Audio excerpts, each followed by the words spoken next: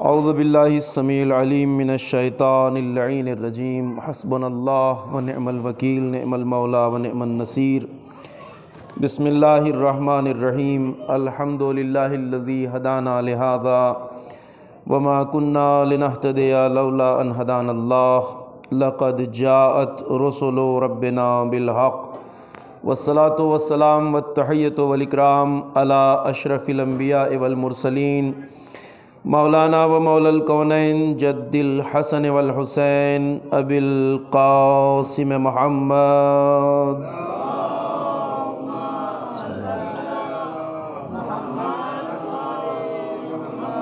وعلى آلہ الطیبین الطاہرین المعصومین المظلومین الذین اذھب اللہ عنہم الرجس وطہرہم تطہیرا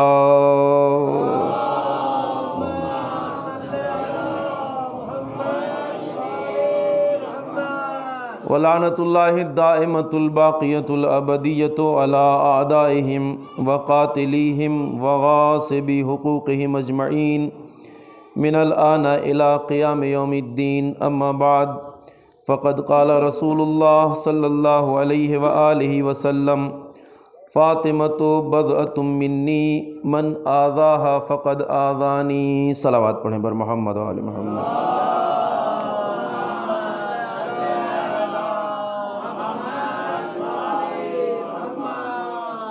عزیزان محترم اور بزرگان گرامی قدر، ایام عزائے فاطمیہ کا سلسلہ جاری و ساری ہے، اور یقینی طور پر شہزادی کائنات کی مصیبت کے یہ ایام ایسے ایام ہیں جن کی اہمیت اور عظمت کا اندازہ لگانا آسان نہیں ہے۔ یقینی طور پر یہ اس مظلومیت کا تذکرہ ہے جو مظلومیت اسلامی تاریخ میں اس پورے منظرنامے کو بیان کرتی ہے، ان ساری حقیقتوں کو بیان کرتی ہے، ان ساری سچائیوں کو بیان کرتی ہے، ان سارے واقعات کو بیان کرتی ہے جو واقعات اللہ کے پاکیزہ دین، شریعت محمدی اور دین الہی کو کس طرح ایک طبقے نے، ایک ٹولے نے انحراف، کجروی اور پستی کے راستے پر امت کے ایک حصے کو ڈال دیا گیا، ان سارے حقائق کا بیان اس مظلومیت کے ساتھ ہوتا ہے، کیونکہ شہزادی کائنات نے جس ناانصافی کے خلاف آواز اٹھائی، جس ظلم کے خلاف آواز اٹھائی، جس کام کے لیے، جس مقصد کے لیے اتنی عظیم قربانی پیش کی ہے، وہ یقینی طور پر کوئی معمولی مقصد نہیں ہو سکتا۔ تنہا بعد پیغمبر امت پر جو افراد قابض ہوئے، مسلط ہوئے، جنہوں نے تعلیمات الہیہ کو، احکام شریعت کو اور دین اسلام کی تعلیمات کو کجروی اور ٹیڑھا پن کے راستے پہ ڈال دیا، اس فکر کا مقابلہ، اس خرابی کا مقابلہ، اس ناانصافی کا مقابلہ تنہا اگر کسی نے کیا ہے تو وہ ذات بعد پیغمبر شہزادی کائنات کی ذات ہے۔ آپ دیکھتے ہیں اس بھرے پورے شہر مدینہ میں، اس بھرے پورے شہر میں جہاں پیغمبر کے جانثار اصحاب تھے، یہ شہر مدینہ جو پیغمبر کے جانثاروں سے بھرا ہوا تھا، وہ شہر جس نے رسول اللہ کو ہجرت کے بعد پناہ دی تھی، اور پناہ بھی ایسی ویسی نہیں، ایسی مہمان نوازی، ایسی مہمان نوازی جس کی مثال انسانی تاریخ میں نہیں ملتی۔ مدینہ میں اصحاب پیغمبر نے اپنے شہر کو، اپنے وسائل کو، اپنے ریسورسز کو سب حوالے کر دیا تھا پیغمبر اکرم کے، اور اتنی بڑی مہمان نوازی جس شہر میں ہوئی ہو، اس شہر کا بعد پیغمبر حقائق کے بارے میں چپ ہو جانا، خاموش ہو جانا، اور وہاں تنہا فاطمہ زہرا کا آواز اٹھانا، یہ انتہائی سبق آموز بھی واقعہ ہے اور تاریخ کی درد بھری داستان ہے۔ ہم انشاءاللہ ان ایام میں، ان مجالس میں اس ذکر سے آشنا ہوتے ہیں اور ہوتے رہیں گے۔ گزشتہ سال میں نے جو عرائض آپ کی خدمت میں پیش کیے تھے، وہ تمام تر عرائض اسی حوالے سے تھے۔ سوال یہی تھا بنیادی اس گفتگو کا کہ اس شہر میں آخر ایسا کیا ہوا کہ رسول اللہ کی اکلوتی بیٹی کو امت کے درمیان یہ مرثیہ پڑھتے ہوئے جانا پڑا، صبت علیہ مصائب لو انہا صبت علی الایام سرنا لیالیا۔ بابا، آپ کے بعد مجھ پر وہ مصیبتیں پڑیں کہ اگر روشن دنوں پہ پڑ جاتی تو وہ اندھیری رات میں بدل جاتے۔ المرء یحفظ فی ولدہ، ایک عربی زبان کی کہاوت ہے، الظاہر احادیث سے ماخوذ ہے، کہ انسان کا احترام اس کی اولاد میں ملحوظ رکھا جاتا ہے۔ کسی بھی آدمی کا احترام اس کی اولاد میں ملحوظ رکھا جاتا ہے، اس کی اولاد میں اس احترام کا خیال کیا جاتا ہے۔ کوئی بھی صاحب احترام شخصیت جب ہوتی ہے تو لوگ اس کی وجہ سے اس کی اولاد کا بھی احترام کرتے ہیں۔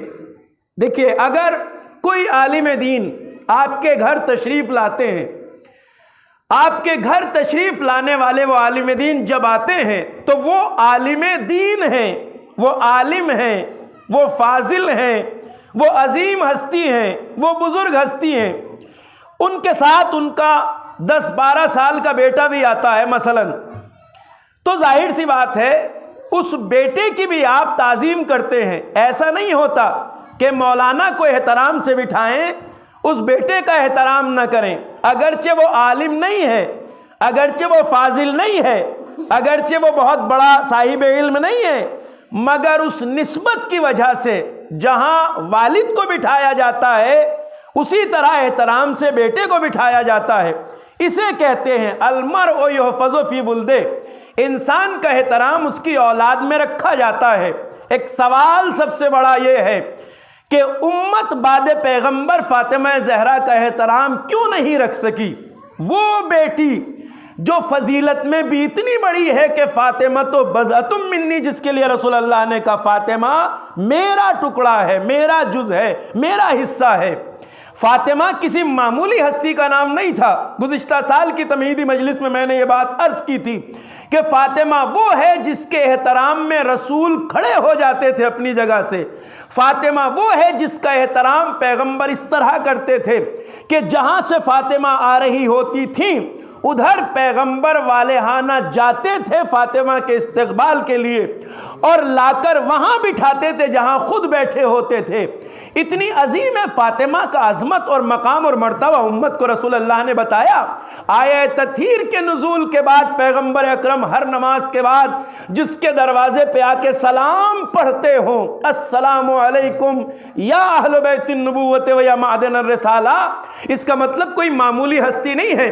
تو جس بچے میں، جس اولاد میں وہ فضیلت نہ پائی جاتی ہو، وہ کمال نہ پایا جاتا ہو، وہ علم نہ پایا جاتا ہو جو کسی عالم شخص میں پایا جاتا ہے، جب اس کے باوجود اولاد کا احترام کیا جاتا ہے تو امت کو فاطمہ کا کتنا احترام کرنا چاہیے تھا۔ ایک صلوات پڑھیے بر محمد و آل محمد۔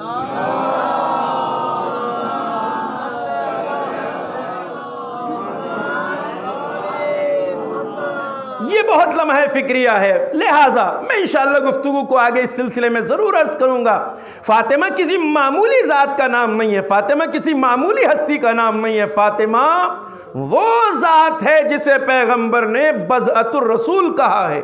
فاطمہ میرا جز ہے، میرا ٹکڑا ہے۔ یہ وضاحت پیش کی جا چکی ہے کہ فاطمہ میرا جز ہونے کا مطلب یہ ہے کہ فاطمہ جزء رسالت مآب ہے، فاطمہ جزء رسالت مآب ہے، رسالت کا ٹکڑا ہے۔ یہ قلب و جگر کی بات نہیں ہے جیسے محبت بھرے جذبات میں بعض لوگ اپنے بچوں کو کہہ دیتے ہیں میرا دل کا ٹکڑا ہے، میری جگر کا ٹکڑا ہے۔ فاطمہ کے لیے رسول اللہ نے یہ نہیں کہا، اگرچہ ہم بعض وقت اس طرح کا ترجمہ پیش کرتے ہیں، مگر علماء تشریف فرما ہے پیغمبر نے قلب اور جگر کی بات نہیں کی۔ پیغمبر نے کہا فاطمہ تو بضعۃ منی، فاطمہ میرا ٹکڑا ہے، میرا جز ہے۔ میرا جز ہونے کا مطلب یہ ہے کہ یہ قلب و جگر کی بات نہیں ہے، یہ جزء رسالت مآب ہونے کی بات ہے۔ اور چونکہ فاطمہ جزء رسالت مآب ہے تو جس طرح احترام پیغمبر ہے اسی طرح احترام فاطمہ زہرا بھی ہونا چاہیے۔ ایک صلوات پڑھیے بر محمد و آل محمد۔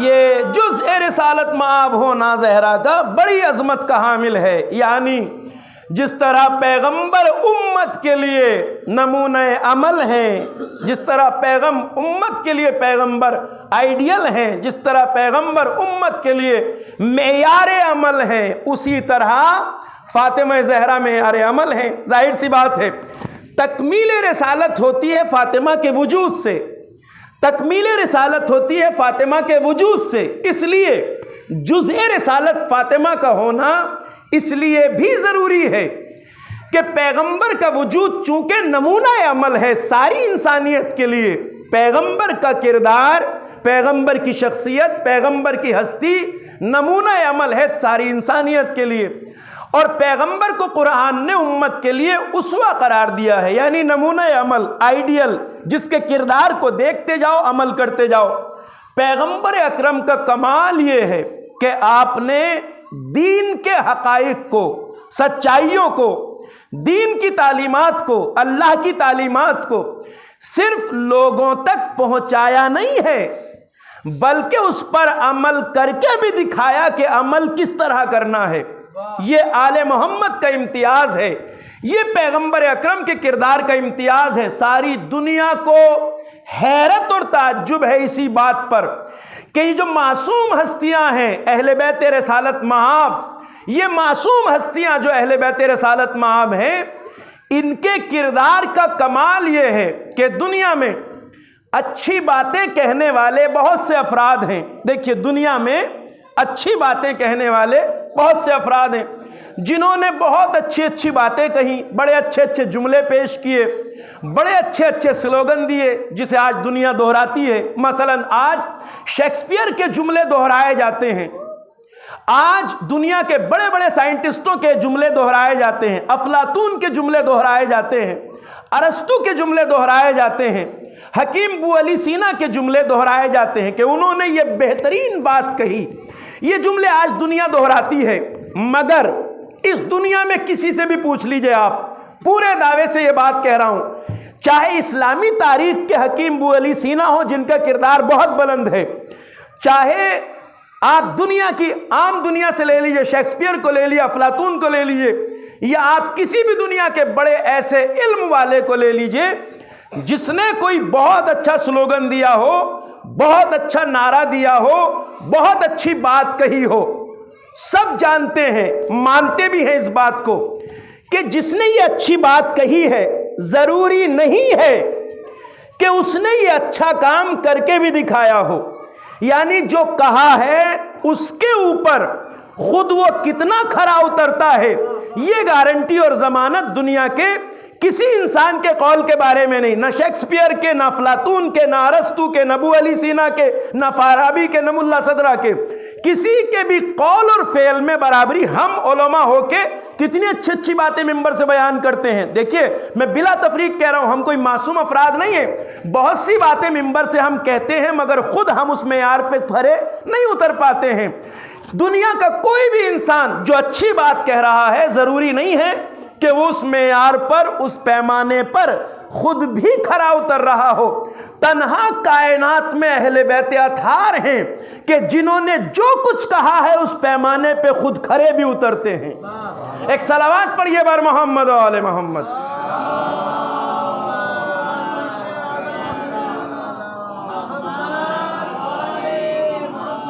یہ کمال، جزاک اللہ۔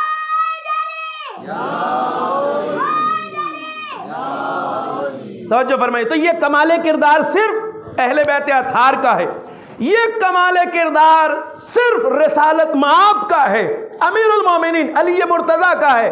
آپ کی عظیم کتاب نہج البلاغہ، جس میں آپ نے اقوال بیان کیے، باتیں بیان کی، جو کہا اس پر خود بھی کھرے اترتے ہیں. ایسا کوئی نہیں بتا سکتا کہ علی نے کوئی بات کہی ہو اور اس پیمانے پہ خود نہ اترتے ہو. یہ کمال کردار آل محمد کے یہاں ہے. نہج بلاغہ کو اٹھا لیجئے. نہج بلاغہ کلام امیر المومنین کا مجموعہ، مثلا بے شمار کلمات ہیں اس میں، احادیث ہیں، خطبے ہیں، کلمات قصار ہیں، جو فضیلت کردار بیان کی، جو کمال کردار بیان کیا، جو انسانیت کے لیے ہدایت کی بات بیان کی، جو بھی بلندی کردار کا پیمانہ بیان کیا، علی اس پیمانے پہ خود کھرے اترتے ہیں. آل محمد اس پیمانے پہ کھرے اترتے ہیں. معمولی بات نہیں ہے. نہج بلاغہ مولا فرماتے ہیں الفضل ما شہدت بہ العادہ. ایک جملہ لے لیجئے، چھوٹا سا جملہ. مولا نے فرمایا سچی فضیلت، سچا کمال، سچی فضیلت یہ ہے کہ جس کی دشمن بھی گواہی دیں. سچی فضیلت یہ ہے جس کی دشمن بھی گواہی دیں. اب آپ دیکھ لیجئے، یہ کلمہ اپنے آپ میں ایک عالم معنی رکھتا ہے. سچی فضیلت وہ ہے جس کی دشمن بھی گواہی دے، جس کا دشمن بھی اعتراف کرے. اس جملے کی گہرائی یہ ہے کہ اگر انسان اپنا ہے کسی کا اور وہ اس کی تعریف کرے تو اس میں کوئی بڑی بات نہیں ہے صاحب. اگر کسی صاحب کے بیٹے عالم دین ہیں، مثلا میرے والد، محلے میں یہ کہتے پھریں کہ بھائی ہمارے بیٹے بڑے اچھے خطیب ہیں، بڑے اچھے ذاکر ہیں، بڑے اچھے عالم ہیں، تو یہ کوئی کمال نہیں ہے، چونکہ وہ ہمارے اپنے ہیں. اپنے خوبی کی تعریف کریں کوئی بڑا کمال نہیں ہے. کسی صاحب کے بیٹے انجینئر بن گئے، کسی صاحب کے بیٹے بہت اچھے ڈاکٹر ہیں، ڈاکٹر صاحب، اب وہ والد صاحب محلے میں تعریف کرتے پھریں، چچا تعریف کرتے پھریں، ہمارے بھتیجے بہت بڑے ڈاکٹر ہیں ماشاءاللہ. ایک والد صاحب کا ہمارا بیٹا بہت بڑا انجینئر ہے ماشاءاللہ. تو یہ تعریف تو ہے مگر کوئی بڑی بات نہیں ہے. اپنوں کا تعریف کرنا بڑی بات نہیں ہے. کمال یہ ہے کہ جو مخالف ہے وہ بھی کردار کی گواہی دے. اور اب اس جملے کو آپ مد نظر رکھ لیجئے امیر المومنین کے، میری جان قربان ہو امیر المومنین پر. جملہ کہا کمال علی کے کردار کا بس یہ نہیں ہے کہ علی کے کردار کا قصیدہ علی والے پڑھتے ہیں. علی کے کردار کا قصیدہ تو وہ بھی پڑھتے ہیں جو علی کے جانی دشمن رہے ہیں. ایک صلوات پڑھیے بر محمد آل محمد.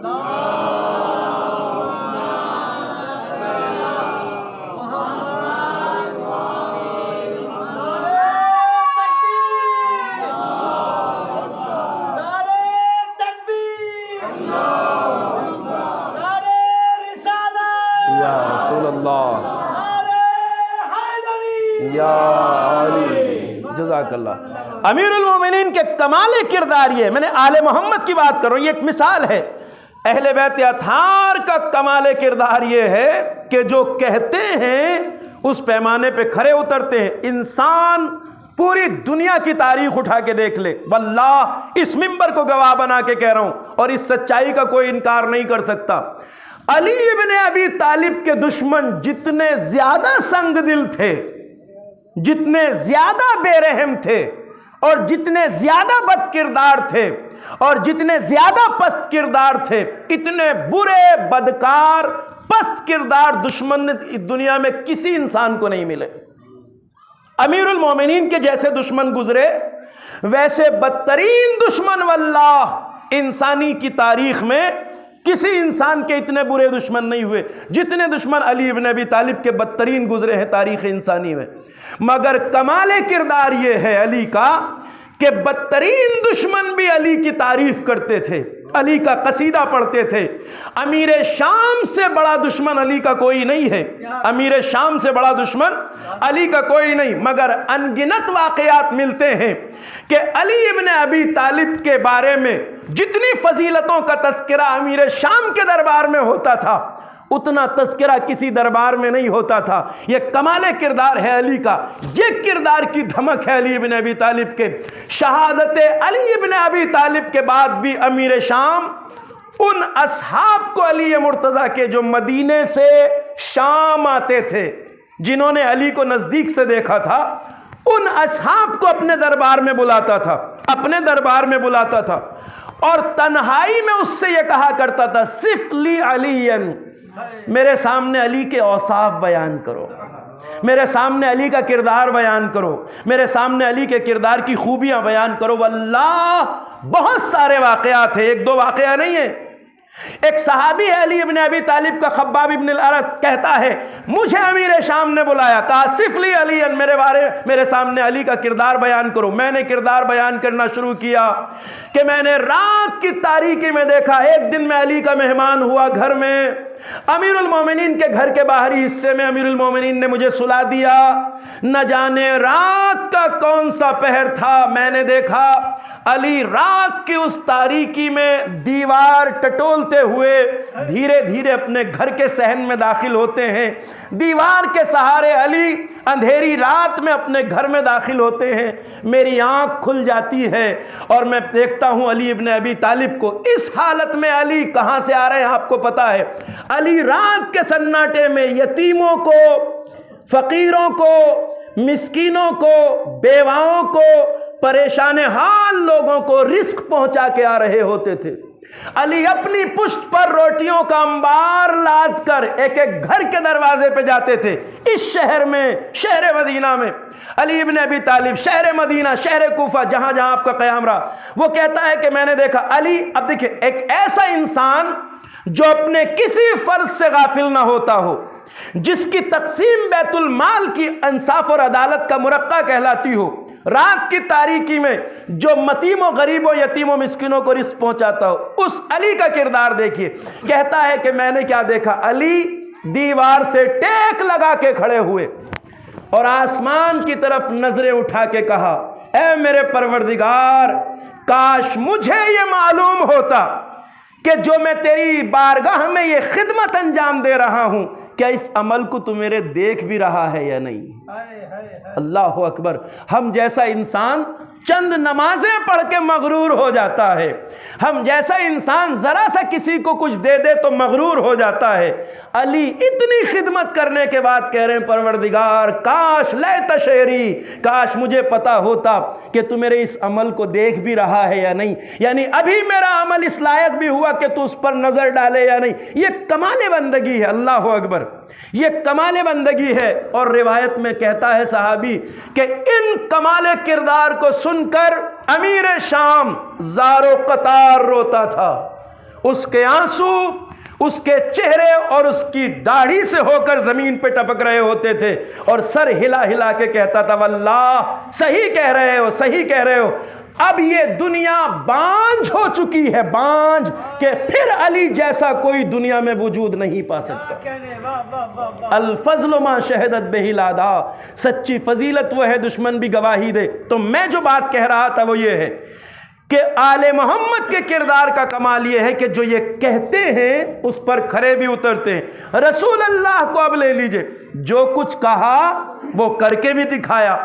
پیغمبر اکرم کی اگر جزء رسالت نہ ہوتی فاطمہ تو سیرت پیغمبر میں، کردار پیغمبر میں ایک خلا رہ جاتا، ایک کمی رہ جاتی۔ وہ کمی کیا تھی کہ پیغمبر نے چونکہ ساری شریعت کو عملاً پیش کیا ہے، جو بیان کیا وہ کر کے بھی دکھایا، تو پیغمبر نے جو عمل کیا وہ ساری انسانیت کے لیے ہے۔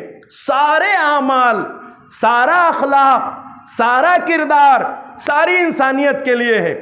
انسانیت میں آدھا حصہ عورتوں کا ہے، کچھ مسائل ایسے ہیں جو عورتوں سے مخصوص ہیں، لہذا پیغمبر چاہ کر بھی عورتوں کے لیے اس عمل کو نمونے کے طور پر پیش نہیں کر سکتے جو عورت کی زندگی میں کام آئے، لہذا ضرورت تھی جزء رسالت مآب کی، ایک ایسی ذات ہو جو پیغمبر کے وجود کو مکمل کر رہی ہو، اور وہ صنف نازک کے لیے وہ سارا عمل کر کے دکھائے کہ شوہر کے ساتھ عورت کا برتاؤ کیسا ہونا چاہیے، بچوں کی تربیت کیسا ہونا چاہیے، گھر میں کردار کیسا ہونا چاہیے، خانہ داری کے معاملات کیسے ہونے چاہیے، حجاب الہیہ کا خیال کس طرح رکھنا چاہیے۔ ایک صلوات پڑھیں بر محمد و آل محمد۔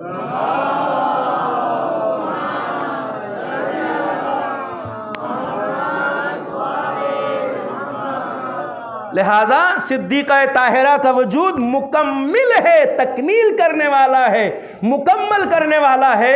فریضہ رسالت کا، منصب رسالت کا زہرہ نہ ہو تو پھر عملاً، میں نے یہ بات کبھی گزارش کی ہو سکتی ہے آپ کی خدمت میں کہ اگرچہ رسول اللہ کا کردار زیادہ تر کردار کا حصہ وہ ہے جو سب کے لیے ہے، مرد کے لیے بھی عورت کے لیے، اخلاق عورت کے لیے بھی ہے مرد کے لیے بھی ہے، بلندی کردار عورت کے لیے بھی ہے مرد کے لیے بھی ہے، مگر کچھ معاملات ایسے ہیں کہ جس میں عورتوں کے لیے نمونہ عمل کا ہونا ضروری ہے۔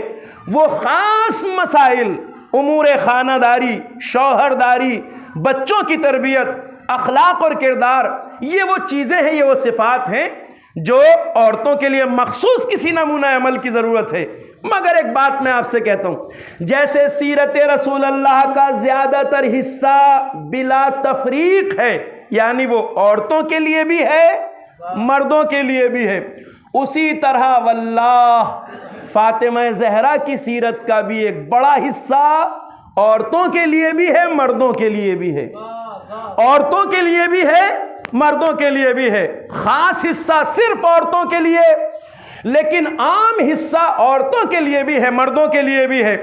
شوہرداری کے مسائل مخصوص ہے عورتوں سے، بچوں کی تربیت مخصوص ہے عورتوں سے، امور خانہ داری مخصوص ہے عورتوں کے لیے، مگر فاطمہ کا اس کے علاوہ کردار، جس طرح رسول کا کردار سب کے لیے ہے اسی طرح فاطمہ کا کردار بھی سب کے لیے ہے۔ مثلا جس شہر میں کوئی اعلان حق نہیں کر رہا تھا، اس شہر میں پوری شجاعت کے ساتھ ظلم کے مقابلے کھڑے ہونا فاطمہ کا، یہ مردوں کے لیے بھی نمونہ عمل ہے، عورتوں کے لیے بھی نمونہ عمل ہے۔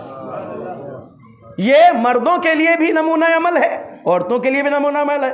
کیوں؟ اس لیے کہ ہم اکثر یہ بات کہا کرتے ہیں، اور یہ بات ہماری مجلسوں میں کہی جاتی ہے کہ فاطمہ زہرا سلام اللہ علیہا نے شہر مدینہ میں آواز حق بلند کی، ظلم کا مقابلہ کیا، اور یہ کردار فاطمہ زہرا کا نمونہ عمل ہے ہمارے لیے۔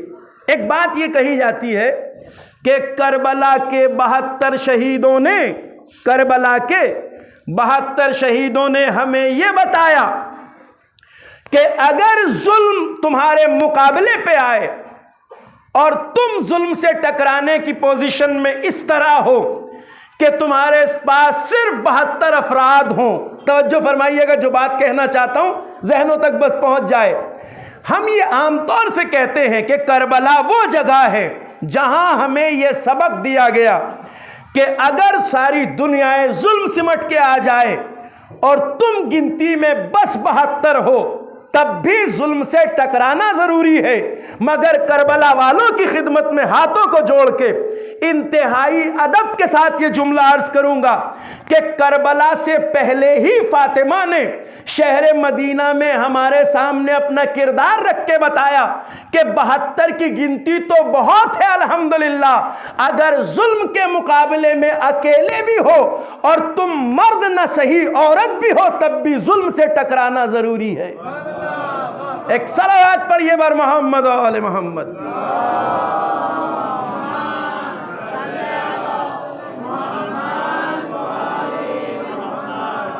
تب بھی ظلم کے خلاف بولنا ضروری ہے، تب بھی ناانصافی کے خلاف بولنا ضروری ہے، اور ناانصافی کے خلاف بولنے پر جو فاطمہ زہرا کو مصیبتیں برداشت کرنا پڑیں، وہ مصیبتیں اپنے آپ میں، وہ ظلم کا سلسلہ اپنے آپ میں ایسا ہے کہ جس کا تعلق صرف اس دور سے نہیں ہے، واللہ اس دور سے نہیں ہے جس دور میں فاطمہ کے اوپر اتنے مظالم ہوئے، بلکہ فاطمہ کے ساتھ ہونے والے ظلم کا سلسلہ آج تک جاری ہے۔ میں آپ کے سامنے ایک مثال، ایک بات کی وضاحت کروں گا، اسے ذرا غور سے سن لیجئے گا۔ فاطمہ زہرا کی مظلومیت کا یہ وہ پہلو ہے جو آج بھی انسانوں کو دعوت فکر دے رہا ہے۔ فاطمہ زہرا کی مظلومیت کا یہ حصہ وہ ہے جو آج بھی سینکڑوں انسانوں کو راہ ہدایت دکھا رہا ہے۔ فاطمہ کی مظلومیت کا سلسلہ ختم نہیں ہوا ہے۔ اب ذرا غور فرمائیے گا، شہزادی کے اوپر ہونے والے مظالم کے بعد جس کا ذکر انشاءاللہ آئے گا، ایک بڑا ظلم زہرا کے ساتھ یہ تھا، اور یہ آج تک جاری ہے کہ دنیا آج بھی قبر زہرا کے نشان کو نہیں جانتی۔ فاطمہ زہرا کی قبر کہاں ہے، اس کے بارے میں کوئی بھی تحقیقی طور پر نہیں کہہ سکتا۔ میں ذرا اس مسئلے کی وضاحت کروں گا تاکہ بات ذہن میں گنجلک نہ ہو جائے۔ جس رات فاطمہ کو دفن کیا گیا، اتنے ظلم برداشت کر کے رسول کی بیٹی جب دنیا سے رخصت ہوئی تو فاطمہ زہرا کی وصیت کے مطابق علی نے رات کے وقت زہرا کو دفن کیا۔ وصیت تھی علی مجھے رات میں غسل دینا، رات میں کفن دینا، یا علی مجھے رات کے سناٹے میں دفن کرنا۔ دیکھو علی ان لوگوں کو خبر نہ کرنا جنہوں نے مجھ پر ظلم کیے ہیں۔ اس رات زہرائے اطہر جب دفن کی گئیں تو روایتوں میں یہ ذکر ملتا ہے کہ علی نے زہرا کی قبر بنانے کے بعد 40 قبریں اور بنائیں۔ 40 قبریں اور بنائیں۔ میں مصائب نہیں پڑھ رہا ہوں، لیکن رونے کا دل چاہے تو پرسہ دیجئے، یہ وہ حقائق ہیں جن کا بیان ضروری ہے۔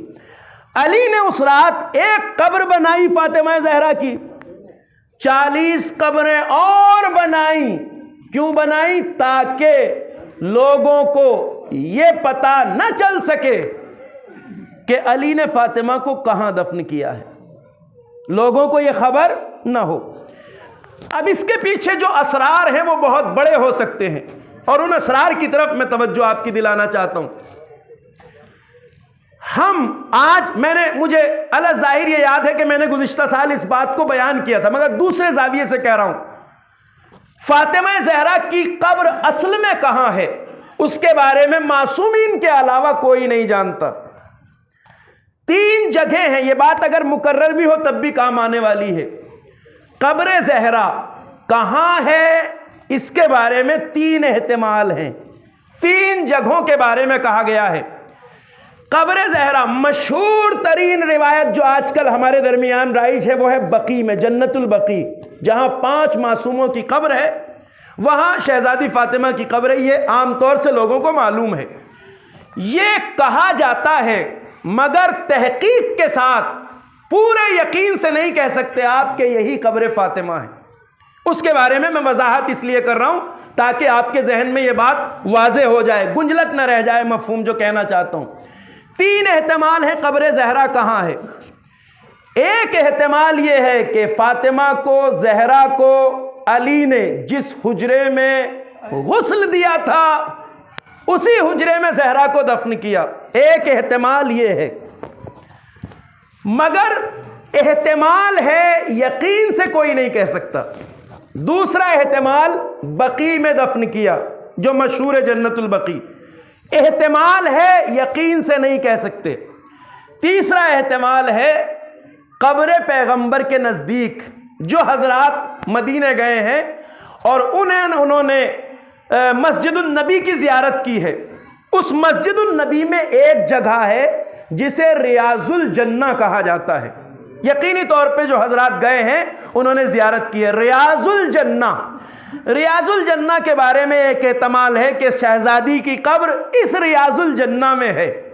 3 احتمال ہیں، ابھی یقین سے کوئی نہیں کہے، یا یہاں یا یہاں یا یہاں، اس حجرے میں، بقیع میں، یا قبر پیغمبر کے پاس۔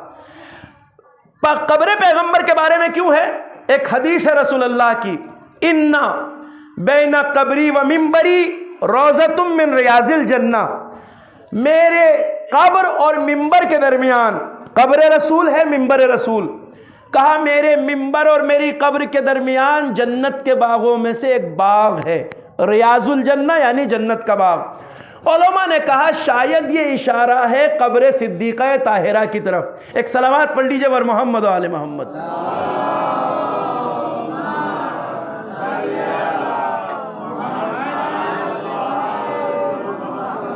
میں تکمیل کرتا ہوں جلدی سے اس بات کی۔ دیکھیے جو کہنا چاہتا ہوں وہ یہ ہے کہ تینوں جگہ کے بارے میں احتمال ہے، یقین سے آپ کہیں کے لیے نہیں کہہ سکتے۔ بقیع میں بھی احتمال ہے، یقین نہیں ہے۔ ان 3 جگہوں میں سے کسی ایک جگہ قبر فاطمہ ہے۔ بات چونکہ ایسا نہ ہو کہ ذہنوں میں غیر واضح رہ جائے، اس کی وجہ کیا ہے؟ ایک تو وجہ یہ ہے کہ اس رات علی نے 1 نہیں 40 قبریں بنائی تھیں۔ اس کا مطلب یہ ہے کہ امام معصوم کا اسی دن سے ارادہ تھا کہ لوگوں کو قبر زہرا کا نشان معلوم نہ ہو، اسی لیے 40 قبریں بنائی نا۔ دوسری بات یہ، ایک روایت سے سہارا لیتا ہوں، ایک واقعے سے سہارا لیتا ہوں۔ اب ایک چاہنے والا جو عاشق ہے فاطمہ زہرا کا، جس کا دل تڑپتا ہے فاطمہ کی مظلومیت پر، یا اولاد فاطمہ، کوئی مدینے جائے اور مدینے جا کر سب کی قبروں کی زیارت کرے وہ، مگر اسے اپنی جدہ شہزادی کی قبر کا نشان معلوم نہ ہو، تو یہ بڑی تکلیف دہ بات ہے نا۔ ہم سب بھی سادات جسمانی اولاد ہیں، روحانی اولاد ہیں شہزادی کی، سارے چاہنے والے روحانی اولاد ہیں فاطمہ زہرا کی۔ ایک بیٹا مدینے جائے فرزند زہرا اور اسے ماں کی قبر کا نشان معلوم نہ ہو، جدہ کی قبر کا نشان معلوم نہ ہو، کتنے درد کی بات ہے۔ قم میں ایک مشہور شخصیت رہی ہیں آیت اللہ العظمیٰ شہاب الدین مرشی نجفی، جن کی مشہور زمانہ لائبریری ہے قم میں۔ ان کے والد سید محمود مرشی کا یہ واقعہ ہے جو میں آپ کو سنا رہا ہوں۔ سید محمود مرشی ایک زمانے میں گئے مدینہ منورہ، مدینے کی زیارت کو۔ انہوں نے بقیع کی زیارت کی، قبر پیغمبر کی زیارت کی، مقامات مقدسہ کی زیارت کی، پھر وہ مسجد الرسول میں اسی ریاض الجنہ میں بیٹھے تھے۔ ان کے دل سے ایک آہ نکلی، فریاد کی، بعض روایتوں میں ہے امام معصوم سے، بعض روایت میں حضرت حجت ابن الحسن المہدی علیہ السلام سے۔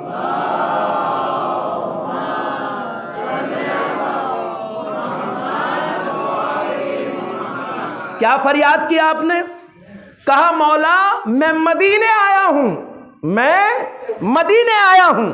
سید محمود مرشی نجفی، آیت اللہ شہاب الدین مرشی نجفی کے والد گرامی کہتے ہیں میں نے سارے مقامات کی زیارت کر لی، مگر میرے دل میں یہ درد ہے، اور یہ درد بہت بڑا ہے کہ مجھے یہ نہیں پتا کہ اس شہر میں میری دادی کی قبر کہاں ہے۔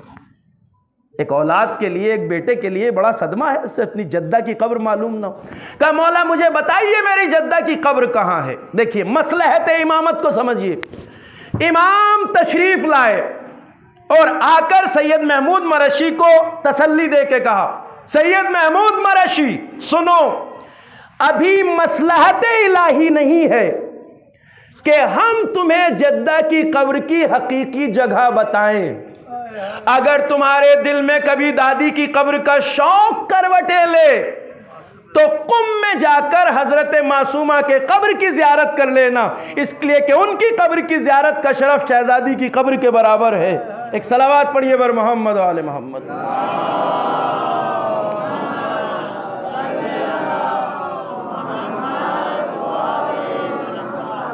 اس واقعے سے پتہ چلتا ہے کہ ابھی وہ وقت نہیں آیا ہے کہ ایسے پاکیزہ عالم کو بھی بتایا جائے کہ جدہ کی قبر کہاں ہے۔ اور اس مظلومیت کا سلسلہ میں بات کو انشاءاللہ کل آگے بڑھاؤں گا، وقت کے اندر گفتگو تمام کر دینا چاہتا ہوں۔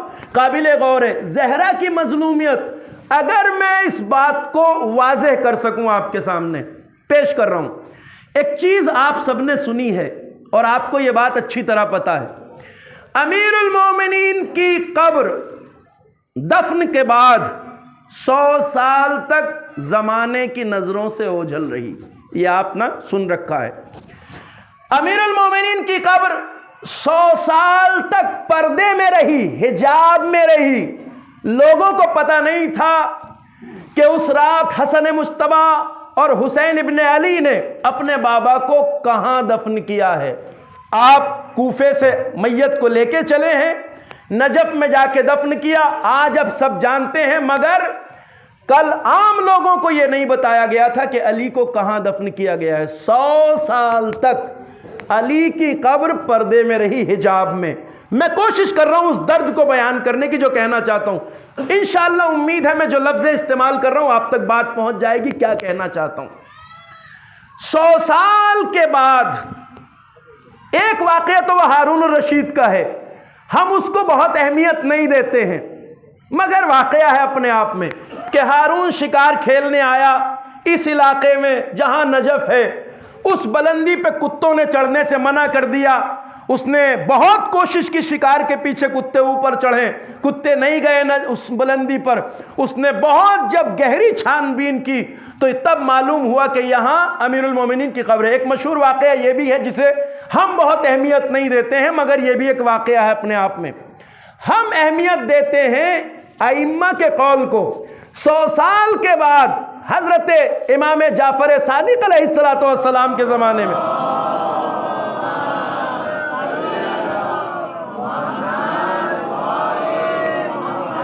آپ نے زمانے والوں کو بتایا کہ قبر امیر المومنین کہاں ہے۔ اب اس گفتگو کو میں الگ رکھتا ہوں، بات یہ ہے، اب سوال یہ اٹھتا ہے کہ مولائے کائنات کی قبر 100 سال تک لوگوں کی نظروں سے پوشیدہ کیوں رکھی گئی؟ سوال یہ ہے۔ اس سوال کا جواب یہ دیا ہے علماء نے کہ در حقیقت جو 100 سال تک علی کی قبر پردے میں رہی، اس کی وجہ یہ تھی کہ علی کے جتنے شدید چاہنے والے تھے، جتنے شدید علی سے محبت کرنے والے تھے، اتنے ہی بدترین علی کے دشمن تھے۔ یعنی جیسے علی سے محبت کرنے والے سولیوں پہ چڑھ گئے، زبانیں کٹوا دیں، سینے چھلنی کروا لیے، مگر علی کا راستہ نہیں چھوڑا، علی کے عشق کا راستہ نہیں چھوڑا، علی سے محبت کا راستہ نہیں چھوڑا، سب کچھ لٹا دیا مگر علی کا راستہ نہیں چھوڑا۔ ایسے چاہنے والے تھے علی کے، مگر دشمن بھی علی کے اتنے سنگ دل، اتنے بدتر، اتنے پست تھے کہ جنہوں نے اپنی آخرت کو تباہ کر لیا مگر علی سے عداوت کو نہیں چھوڑا۔ علی کے ایسے بدترین دشمن بھی موجود تھے اس زمانے میں کہ اگر انہیں یہ پتہ چل جاتا کہ علی کو کہاں دفن کیا گیا ہے لے جا کر، تو وہ اتنے ملون اور سنگ دل تھے، شاید وہ جاتے علی کی قبر کو کھود کر، آپ کی لاش کو قبر سے نکال کر اس سے اپنی عداوت کی آگ بجھاتے، بے احترامی کر کے، لاش کی بے احترامی کر کے۔ شاید ایسے سنگ دل اور کوڑ دل دشمنوں کے شر سے بچانے کے لیے 100 سال تک نہیں بتایا گیا کہ علی کی قبر کہاں ہے۔ اللہ اکبر۔ میں جس منزل تک آپ کو لے آیا ہوں یہ وہ آخری بات ہے جسے آپ کے کانوں تک پہنچانا ہے، امید ہے پوری وضاحت ہو جائے گی۔ یعنی علی کے دشمن اتنے بدترین تھے کہ اگر انہیں علی کا نشان قبر مل جاتا تو وہ قبر کی توہین کر کے علی سے اپنی عداوت کی آگ کو بجھاتے۔ میں یہ کہتا ہوں کہ شاید 100 سال میں علی کی قبر کے اوپر پڑے ہوئے راز کی وجہ ختم ہو گئی، یعنی اب علی والے مضبوط ہو گئے، علی کے دشمن کمزور ہو گئے یا ختم ہو گئے۔ اب علی کی قبر سے راز ہٹانے کا وقت آ گیا تھا، مگر اللہ اکبر 1400 سال گزر گئے، ابھی تک شاید وہ وقت نہیں آیا کہ فاطمہ کی قبر سے یہ راز ہٹایا جا سکے۔ واللہ اگر سبب ویسا ہی ہو جیسا علی کی قبر کے بارے میں ہے تو یہ اللہ کی شاید عصمت الہیہ کے رب کریم کو یہ گوارا نہیں ہے کہ کوئی فاطمہ کی قبر کی ذرہ برابر بے حرمتی کر سکے۔ شاید راز یہ ہے جب تک فاطمہ کے دشمن موجود ہیں تب تک قبر فاطمہ سے یہ راز نہ ہٹے گا۔ واللہ کتنی بڑی مظلومیت ہے۔ میں کہوں گا ائمہ اطہار کی قبریں موجود، سب کا نشان قبر مشخص اور معلوم، مگر ایک قبر زہرا ہے جو ابھی تک علم الہیہ میں ہے یا معصومین جانتے ہیں، اس کے علاوہ یقینی طور پر کوئی نہیں جانتا۔ جن مقامات منسوب ہیں ان کا احترام اپنی جگہ پر ہے، احتمال ہے، یقین نہیں۔ لہٰذا یہ مظلومیت کا ایک باب ہے، اور یہ وہ مظلومیت ہے جو آج بھی لوگوں کو سوچنے پر مجبور کرتی ہے کہ اللہ اکبر، ایک رسول اللہ کی بیٹی اور اس سے ایسی عداوت جس کا سلسلہ آج تک جاری ہے۔ یہ بڑا سوال ہے اپنے آپ میں۔ فاطمہ زہرا کی مظلومیت کا کوئی اندازہ نہیں۔ ایک عالم دین بیان کرتے ہیں کہ میں اکثر مدینے جاتا تھا اس زمانے میں کئی 100 سال پہلے، اور ایک دوست کا مہمان ہوتا تھا، وہ خیاط تھا، درزی، مثلا دوسرے مکتب فکر سے تھا۔ وہ عالم دین کہتے ہیں کہ میں جب بھی مدینے جاتا تھا دوستی ایسی تھی کہ میں اس کے یہاں قیام کرتا تھا، وہ جب تہران آتا تھا میرے گھر قیام کرتا تھا۔ کہتا ہے کہ ایک دن میں نے اس عالم دین نے کہا، اس شخص سے پوچھ لیا کہ تم مجھے یہ بتاؤ کہ اس شہر میں جتنے بھی بزرگان دین ہیں سب کی قبر پتہ ہے، مگر یہ بتاؤ اس شہر میں فاطمہ زہرا کی قبر کہاں ہے؟ کہتا ہے وہ سر پہ ہاتھ رکھ کر فکر میں ڈوب گیا اور سوچنے لگا گہری سوچ، اور میں خوف کے مارے کہ جو بات میں نے چھیڑ دی ہے کہیں اس کے مزاج پہ سخت نہ ہو، میں خاموشی سے گھر گیا، اپنا سامان باندھا، میں تہران واپس آ گیا۔ کہتا ہے اس کے کچھ دن کے بعد وہی شخص خیاط تہران آیا میرے گھر پہ، کہا شیخنا البزرگ آپ وہاں سے شاید ڈر کے مارے لوٹ آئے، مگر آپ کے سوال نے ہمارے درمیان سینکڑوں لوگوں کو شیعہ اہل بیت بنا دیا ہے۔ کہا وہ کیسے؟ کہا آپ کے سوال کے جواب میں بہت بڑے بڑے علماء اور قاضیوں کے پاس گیا، میں نے سب سے پوچھا فاطمہ زہرا کی قبر کہاں ہے، کسی کے پاس جواب نہ تھا۔ جب میں اسی سوال کی تلاش میں در در بھٹکتا رہا، پھر میں مکے میں بڑے قاضی القضات کے پاس گیا، اس سے میں نے سوال کیا قبر فاطمہ زہرا مدینے میں کہاں ہے؟ تو اس نے کہا یہ اللہ کا راز ہے، یہ راز الہی ہے، اس لیے کہ علی نے اس رات جس رات زہرا کو دفن کیا تھا تاکہ زمانے کو معلوم نہ ہو، ایک قبر کے ساتھ ساتھ 40 قبریں بنائی تھی۔ یہ مظلومیت فاطمہ زہرا کی اتنی بڑی ہے کہ کہتا ہے میں اور میرے ساتھ سینکڑوں لوگ مکتب اہل بیت یعنی شیعہ ہو چکے ہیں۔ مظلومیت، آج فاطمہ کی مظلومیت درس ہدایت ہے بشریت کے لیے، مگر یہ مظلومیت کوئی آسان نہیں ہے۔ میرے استاد علامہ شبیر حسن نجفی علی اللہ مقامہ اکثر مشہد مقدس میں ہر روز امام رضا کے حرم میں مجلس پڑھا کرتے تھے، اکثر وہ یہ روایت جب پڑھتے تھے تو اس بات کو ضرور کہتے تھے، آپ نے سنا ہے صبت علیہ مصائب لو انہا، بابا آپ کے بعد مجھ پر اتنی مصیبتیں پڑی کہ اگر یہ روشن دنوں پہ پڑتی تو اندھیری رات میں بدل جاتے۔ وہ فرماتے ہیں، دیکھیے ہم ترجمہ کرتے ہیں بابا آپ کے بعد مجھ پر اتنی مصیبتیں پڑیں، مگر اگر عربی گرامر کے اعتبار سے ترجمہ کیا تو سبت کا مطلب پڑھنا نہیں ہوتا، سبت کا مطلب ہوتا ہے مادہ سبا یا سبو سے ہوتا ہے، اس لفظ کا مطلب ہے مصیبتوں کو انڈیل دینا۔ اللہ اکبر، کاش بات آپ تک پہنچ جائے۔ پڑھنا اور ہوتا ہے مصیبتوں کا، کسی پر مصیبتیں انڈیل دینا اور ہوتا ہے۔ جیسے پانی کسی برتن میں ہے، آپ اس پانی کو یک دفعہ انڈیل دیتے ہیں۔ فاطمہ نے کہا بابا آپ کے بعد مجھ پر مصیبتیں اس طرح انڈیل دی گئیں کہ اگر وہ روشن دن پہ انڈیل دی جاتی تو وہ اندھیری رات میں بدل جاتے۔ یہ زہرا نے لفظ کیوں رکھا؟ توجہ کیجئے گا ارباب ازا، رونے کے لیے آئے ہیں، پرسہ دینے کے لیے آئے ہیں، زہرا کی مظلومیت پہ آنسو بہانے کے لیے آئے ہیں۔ تو سنیے زہرا نے یہ کیوں کہا بابا مجھ پہ مصیبتیں انڈیل دی گئیں؟ اگر آپ یہ سمجھنا چاہتے ہیں تو اس طرح سمجھیے، وہ بی بی جس کا دروازہ رسول اللہ کی وفات کے 3 دن بعد گرایا گیا، پتہ ہے آپ کو رسول اللہ کی وفات کے کئی دن گزرے تھے جب فاطمہ کا دروازہ گرایا گیا؟ ابھی رسول اللہ کو گئے 3 دن ہوئے تھے۔ اس دن فاطمہ جس کے بابا دنیا سے گئے ہوں اس بی بی کے دروازے پر آگ لگائی گئی ہو، اور یہی دن تھا، اسی دن دروازہ گرا، اسی دن پسلیاں ٹوٹی، اسی دن شکم میں محسن مارا گیا، اسی دن علی کے گلے میں رسی کا پھندا ڈالا گیا۔ ارے جس پر مصیبت اس طرح ٹوٹ پڑی ہو وہ اگر نہ کہے تو کون کہے؟ سبت علیہ مصائب اللہ انہا، بابا آپ کے بعد مجھ پہ اس طرح مصیبتیں انڈیل دی گئیں کہ اگر وہ روشن دنوں پہ انڈیل دی جاتی تو وہ تاریک رات میں بدل جاتے۔ اللہ اکبر۔ بس ارباب عذاب ایام عزائے فاطمیہ ہیں، شہزادی کی مصیبت پر گریہ وزاری جاری ہے۔ پروردگار آپ کی اس عزاداری اور پرسداری کو اپنی بارگاہ میں قبول فرما۔ فرمائے پتہ ہے اس بی بی کا حال کیا ہوگا کہ جس کے دروازے پر لوگ بجائے پرسا دینے کے آگ اور لکڑیاں لے کے آئے ہوں اور وہ بی بی دروازے کے پیچھے کھڑی ہو کے پوچھ رہی ہو لوگوں تمہارا کیا ارادہ ہے، اور کہنے والا کہتا ہو فاطمہ یا تو علی کو گھر سے باہر نکالو وگرنہ ہم گھر کو آگ لگا دیں گے۔ رسول کی لاڈلی بیٹی نے جب یہ سنا گھر کو آگ لگا دو گے، اللہ اکبر، جس کے دروازے پر رسول سلام پڑھتے تھے، جس دروازے پہ ملک الموت بغیر اجازت آگے نہ آتا ہو، اس دروازے پہ لوگ کہہ رہے ہیں فاطمہ ہم گھر کو آگ لگا دیں گے۔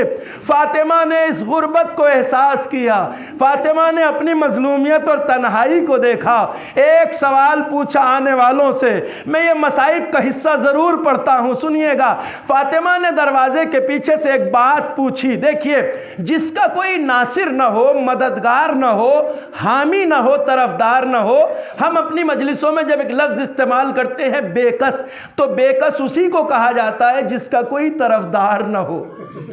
اس شہر میں فاطمہ اتنی اکیلی ہو گئی تھی کہ فاطمہ کا کوئی طرفدار نہیں تھا، کوئی زہرا کی طرف سے بولنے والا نہیں تھا۔ بے کسی میں زہرا نے ایک جملہ کہا، میں کہتا ہوں بے کسی میں جو جملہ زبان سے نکلتا ہے نا آزاداروں، وہ بڑا دردناک ہوتا ہے۔ بے کسی اسی حالت کو کہتے ہیں جب ایک بہن ٹیلے پہ کھڑی تھی اور بھیا کے گلے پہ خنجر چل رہا تھا، کوئی مددگار نہیں تھا، کوئی ناصر نہیں تھا۔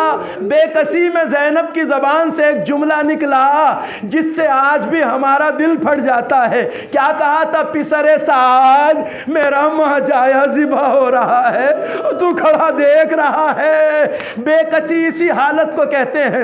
فاطمہ نے بھی دروازے کے پیچھے سے بے کسی میں ایک جملہ کہا، لوگوں کیا تم اس گھر کو جلا دو گے جس میں رسول کے دو چھوٹے چھوٹے شہزادے ہیں؟